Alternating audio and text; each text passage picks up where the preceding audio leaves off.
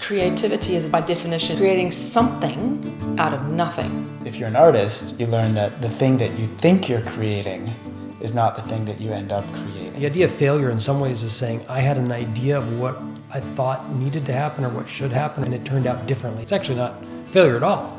This is what art does. Art gets to the soul, gets to the place where values, where relationships, where meaning is made. It's change, evolve, grow, stretch. As artists and creatives, we're on a journey, and quite frankly, that journey is akin to the hero's journey. And just like every good hero and every good story, there's an awful lot of challenges and difficulties, but it's through those challenges and difficulties that we actually gain the strength and the tools that we need to ultimately come back with the gifts into our communities. I'm Matthew Temple. I'm a filmmaker and a writer, and I sat down with two of my very good friends and creative colleagues, Jeff Barnum and Louisa Barnum, and we dove deep into this topic of the creative journey as the hero's journey. For all three of us, we had these grand visions and ideas of what our lives would look like as creatives, but as the hero's journey would have it, there were challenges that came up and difficulties, and ultimately what we envisioned our lives and our artistic paths to be shifted. And so we all embarked on our careers. We'd be winnowed, we would be forged, we would have our challenges. And through that, a metamorphosis from the original visions of what we thought our creative careers would look like into what it actually has become. In this first episode, we'll dive into where we are now and then go back to the beginning, how we saw our call to adventure and how we saw what we believed our careers and our lives would look like. Insider pro tip, it's not at all what happened. So basically this podcast series is something that really originated from a conversation that ultimately gave birth to a creativity workshop that Jeff and I did down in LA. And in the preparation for that, we had conversations that came up around how do we get where we are creatively, but also this fascinating question around sort of the duality of creativity, right? Which is very often we put creativity in the sphere of the art world, but actually the work that you guys do is taking creativity and putting it in the sphere of systems world and integrating creativity with how our overall systems work with us as human beings and how we interact with each other. The social systems. The social systems, yeah. Right. So that our workshop was actually really a little bit of bringing those two pieces together, though, since we were doing it in LA, where there's always a lot of aspiring artists and filmmakers and writers. We geared it certainly towards that, but yet at the same time, the conversations were still the same. And interestingly, at that workshop, one of the pieces that really came up was the hero's journey, right? Is that this sort of idea that we want to have the finished product. We want to be the hero. We want to be we want to have the artwork hanging in a gallery. There's this idea somehow that when we think about where we want to go creatively with our lives, or even where we want to go with our lives in general, that we see where we want to go and we see others who have done it and we want to do that as well. But yet there's all of this, there's the hero's journey between having the idea and actually really fully bringing making it happen.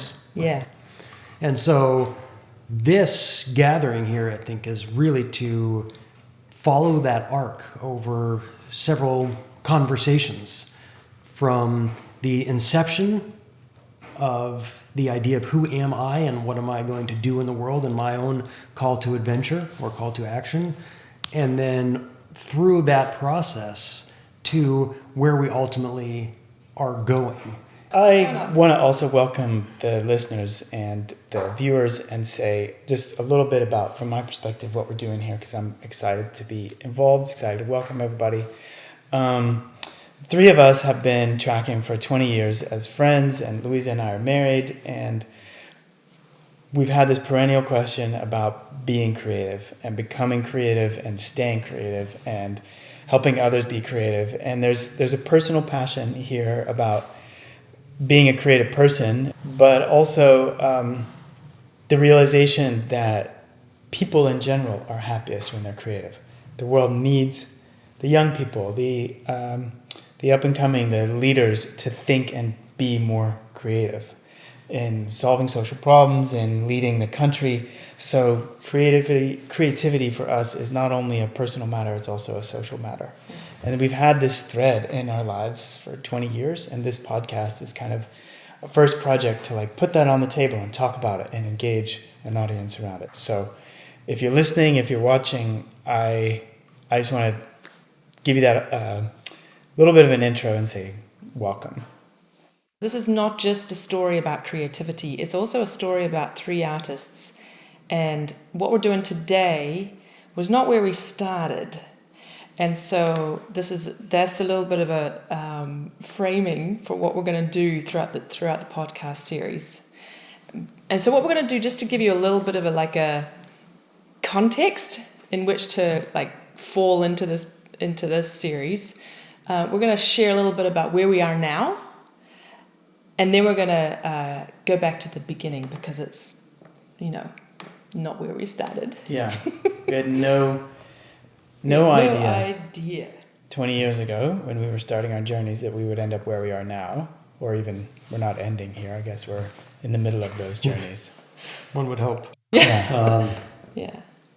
Well, I'll say so for myself. I work as a filmmaker primarily. You live in LA. I live in LA. The last few years has been sort of deepening that. I moved to LA 12 years ago with the idea of being an actor and a filmmaker. I came having had produced my first movie and thought I knew so much about making movies, and I was a big shot, and because I was so smart and I knew everything. And it turned out that wasn't the case. But fortunately, I was young enough and dumb enough to believe that I could do it.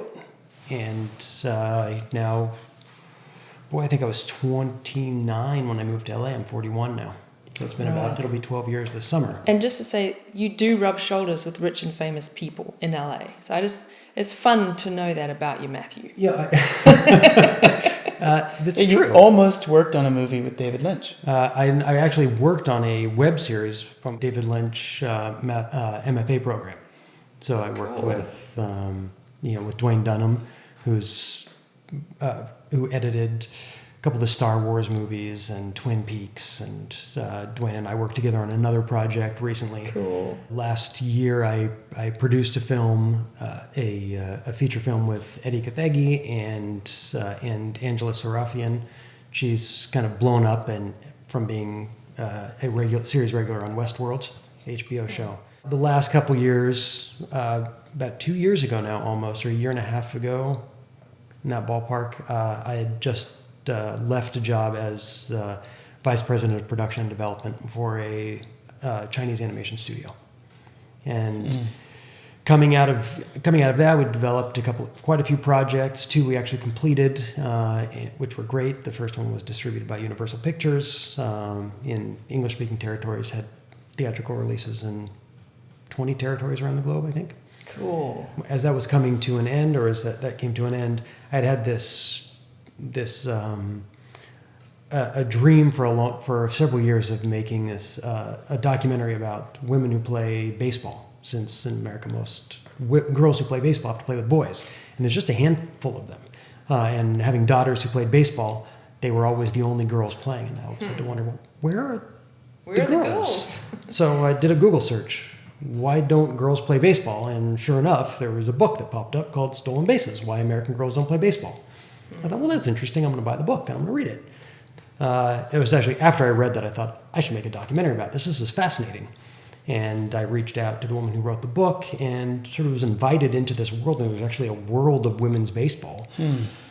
And I preface this with that only because it's taken me on a new and unexpected journey in documentary filmmaking, which I absolutely love. And I still do narrative. I mean, the last year I've done, like I said, I produced this feature called The Shoe, did a couple of short projects, a web series with the David Lynch MFA program. But then actually, because of that work that I was doing, I started being hired to do documentaries, and I've done 5 short documentaries that I've been hired to do in the last year. Cool. And in 3 days, I'm off to Rhode Island to begin doing another one. So my journey in filmmaking over the last decade really has been from showing up wide-eyed to being, this is, basically in the last 12 years, I've been very fortunate. I primarily made either most or all of my living as a filmmaker. So what I'm doing right now is I'm about to go to Zimbabwe to meet with leaders from 3 organizations. One focused on citizens' rights, one focused on stimulating local economy, and the third focused on healing and renewing culture. So there's a moment in Zimbabwe of opening and of sensing who Zimbabwe might become. And I was asked to help these leaders stage a national project of cultural healing and renewal. And so how does an artist get there? That's kind of the story, right? We are now integrating social sculpture, as Boyce conceived it, into what's called the multi-stakeholder systems space, or the systems change field, which brings together many leaders from across civil society, government, private sector, to address their most complex, toughest challenges together rather than separately, and rather than fighting it out on different sides of ideological camps, and rather than fighting. And so I have been a pioneer in this multi-stakeholder system space since 1996. Again, that's something I fell into. That field is gradually maturing, and here we go off to Zimbabwe to try to make a difference there. These days, partnering with Jeff, my original training was as a classical musician. And I'm very grateful for that early training, because now I have a experiential understanding of a creative process. And when you're working with any creative medium, which in our case is kind of people, but more specifically the inner lives of people, the sort of invisible social dynamics and realm between us, that is where I want to play. And I don't mean play as in manipulation or social engineering or marketing or propaganda. I mean with profound love and respect for the sovereignty of the human being. And social sculpture is an invitation. You want to play with me? Let's do something together. Let's co-create something together. So that's where I'm at now. And my whole thing with coaching, with nonviolent communication training, is really about working on this inner realm. This podcast is also a little bit of a foreshadowing of Worldmaker, which is our first ever public. We've made private for private clients, but this is first public online training where we actually reveal for the first time the training that we put our clients through, training in creative process, creative know-how, into specific capabilities. So we've got all these tools and all these practices for how to build the specific capabilities that you need to have in place, among which, of course, is leadership, so that you can do this work, so that you can co-creatively work with your people to shift a social system into a healthier space. And what does health look like? So we're really excited about bringing this into the public for the first time. We've been honing these things for 20 years. And Matthew has been there from the very beginning, through all this. So it's really cool that the three of us are together. Anyway. And I think that's actually one of the things that has kind of kept us together, and is that the way we've shared in some ways in developing certain capacities in order to be able to really help to transform the world in whatever way we possibly can. Right. Right? as three artists who felt just being an artist in some ways was, in the general sense of the word, was not going to be sufficient. Okay, let's go there. Can we talk about the call to adventure? You started out wanting to do filmmaking, but you're a bit torn because there was a dilemma in there for you. And I also want to hear about, obviously we're each at a place in our careers where, in our 40s, we've done a lot, and yet it kind of was different now than we thought it was going to be when we were 17, 18, 19, 20, 21. So I want to hear also from us, what did you think your life was going to look like? When you began, what were your dreams and ambitions? How did you think your life was going to look? And we'll get to what actually happened, but how did it look from back then? Well, from back then I was going to be a famous actor. Okay. For sure. I was going to be a big star. A leading man. I was a leading man. Yeah. Which goes to show you just how delusional I must have been. Recently, when I moved, I had a videotape of a play that we did when I was a senior in high school. Mm-hmm. And I digitized it, and I pulled it up the other day, and my life definitely wasn't meant for me to be an actor, because I was actually really, really good. And when I went back and I looked at that tape, that might have been the pinnacle of my career.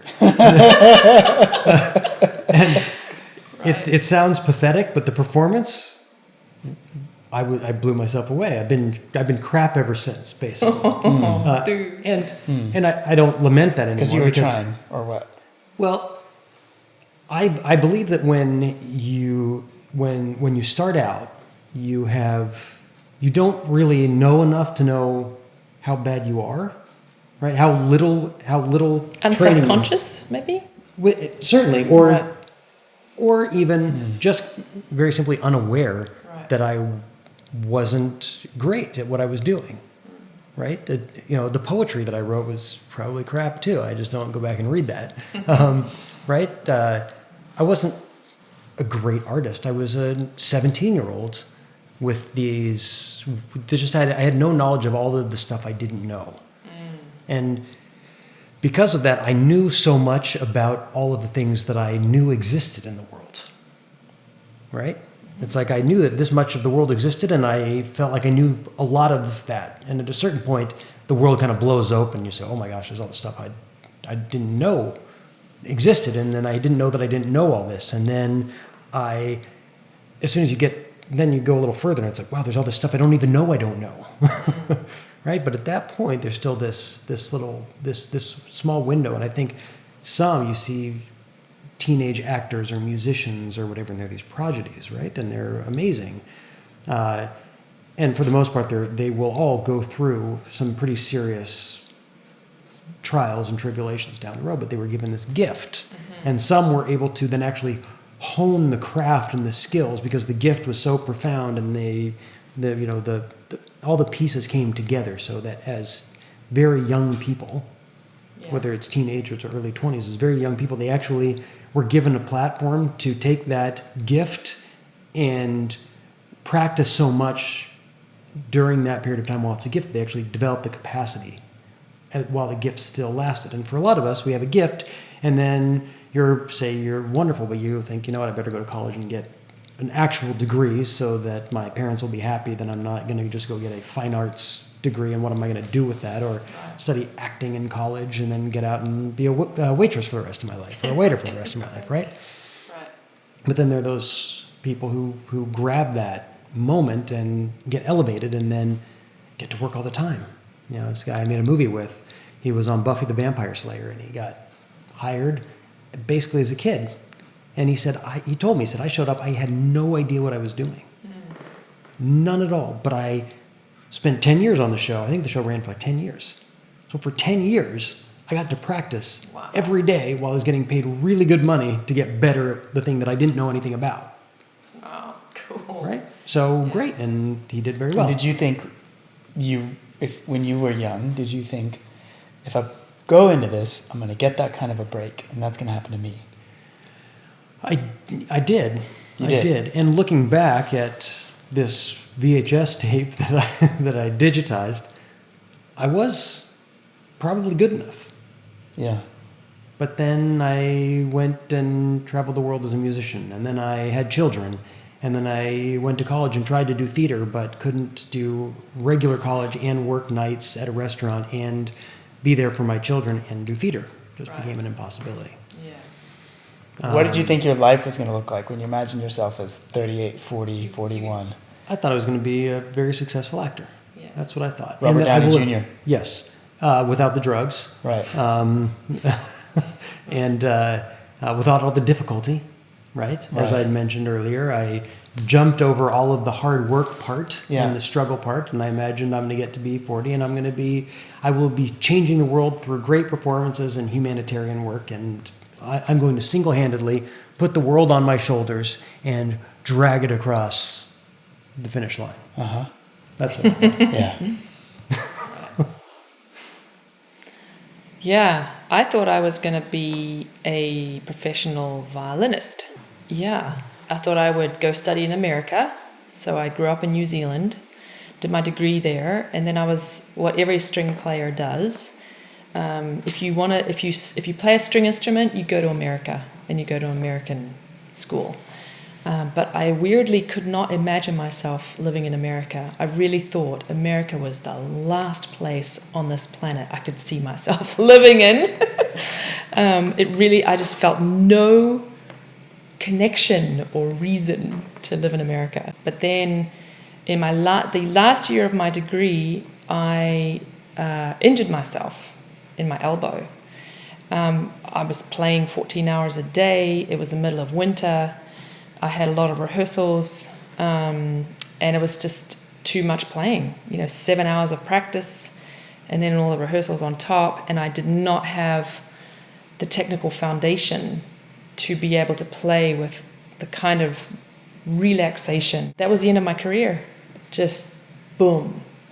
But it was weird too, because even though I could fantasize about myself being a violinist, like I wanted to do contemporary music, really difficult, weird contemporary music. So I was doing a lot of that at the time. It was really fun. I could see myself being in string quartets because that's really fun too. Very difficult, but very fun. But I couldn't see the path there between where I was and being a professional. And there was also this sense of, I can see it now, but I couldn't articulate it or see it at the time, which was, what does this have to do with my destiny? Like, how is this going to do a darn thing in the world? Because, you see, I grew up in a family of classical musicians, and there's a lot of narcissism amongst musicians and amongst artists. Because, what are you actually really doing if you're just an artist? You're entertaining, but mostly what you're doing is for your own gratification. That's why you do it. And I think there was a part of me, and I think this is why I injured myself, because it was a real dilemma in my soul. I actually don't want to be a narcissist. I don't want to be that person. It felt empty and meaningless. But I did not. But this again, it was unconscious, and I think it was such a dilemma in my soul that I had to find a way out. And I think there was a part of me that said, okay, an injury would do it. Yeah. But then, okay. So then I went to Europe and I started started studying singing. Because I was like, I can't play, but, I've sung all my life. I'll study it. So I spent 2 years studying singing in Europe at the Hague Conservatory. And by the end of 2 years, guess what? I had completely lost my voice for the same reason. I just didn't understand it at the time. So there was this dilemma that was playing out in my soul about what am I doing, Anyway, so that's my story in the beginning. Did you project an image of yourself in the future? Did you see yourself becoming famous, respected, loved? It's kind of like it was a fantasy, because it was ill-defined and I didn't interrogate it or question it. It was, you know, when you have a fantasy about stuff, you don't interrogate it or question it, because if you did, it would completely fall apart. It's just a fantasy, right?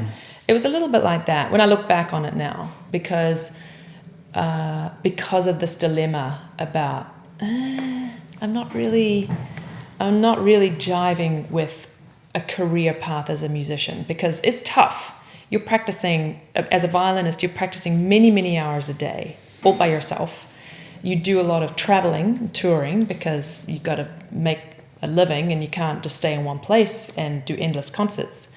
There's no room for a family. There's no room for any other life but, you know, if you really want to be good. And I think I was ambitious. I was like, I wanted to be the top of my game. I wanted to be really, really good, because you have to be that if you want to do solo work, if you want to be in a chamber group. So I had that ambition. Yeah. But there was a part of me that was like, that I do not like the sound of that. So you were divided. Yeah. But it's interesting, because that was kind of the same thing that was going on. That's true. It's exactly the same thing that was going on with me. But I definitely had the fantasy, but I was deeply conflicted. Right. But what about you, Jeff? When I was really young, I wanted to be a plastic surgeon. But when I actually began to take some pre-med classes at college, I realized that wasn't for me, and I decided to be an artist, because I figured I would either be famous, and that would be fine, or I would end up like making ceramic pots in Hawaii on the beach or something, and I thought that would also be okay. So I was like, hey, life of an artist, kind of at either end of the spectrum, it's cool. And I didn't really think much about it. I was hanging out with artists, and I could make art, so I kind of fell into art, and I surprised myself. I changed colleges, and I think the defining moment of those years for me was kind of being the art star at my college, and seeing, wow, I have a gift here. And I believed that if given enough time and work, that I could make great paintings, because I kind of saw what I wanted to do. And another defining moment for me was figuring out and writing about what I call the art spectrum. So I had two favorite painters, for example. I loved the work of Francis Bacon. I love the work of Cy Twombly, and I loved a lot of artists. But I looked at these two in particular, and I realized that Francis Bacon is a painter of horror, or was. He's dead now, but he was a painter of horror, of isolation and fear. And Cy Twombly and others, and even going back further, Rembrandt. They're not so obsessed with the most terrible psychological condition possible. They were trying to open other psychological states and spiritual states. And that interested me very much, and began to ask the question about where does art come from in the inner life, and how is it possible that we can put ourselves somewhere on the spectrum. And I guess I had the feeling that whichever end or whichever direction I chose, whether it was painting my anxiety and my and that's a cheap source. I mean, it's a plentiful source for an artist, is to fuel the anxious, stricken, fearful. You know, you can get a lot of energy from that. Mm-hmm. But I figured it was a much harder challenge to paint the same amount of energy, but the joyous and the peaceful and the knowledgeable and the stillness. And I was fascinated with that. What do I need to do as a person to put myself on the path to paint that end of the spectrum? Because I knew that I would become whatever I painted, like whatever I put myself into, that would reflect back into me. So I had this choice, and I would talk about this with people at my college and my teachers, and nobody really knew what I was talking about. It was just like, this guy is like, what? But I was kind of the art star, so I commanded a certain amount of authority and credibility because I could do all this stuff, and my work showed it. But I was asking, where is my work coming from? Where is your work coming from? What are we doing inwardly in our consciousness to do this? So those are my questions, and my theory was that one day I would be able to teach this, articulate it, and show beautiful work for it. You know, I would be able to reach the heights of Goya or Picasso or something, but not have the madness of the modern day, but have something else. I just didn't know what it was. And I think I'm still on that path. I just didn't know it would be so hard and take so long. But don't Yeah. say any more. Yeah. So but I did see myself back then as successful, as masterful. I imagined the paintings I would make. I think I'm, it's a bit shamed to admit it, or not shamed, but sheepishly embarrassed maybe a little bit to admit it, but I had for years I had a running dialogue of what I would say when interviewed, and I learned though that when you're painting, that's toxic.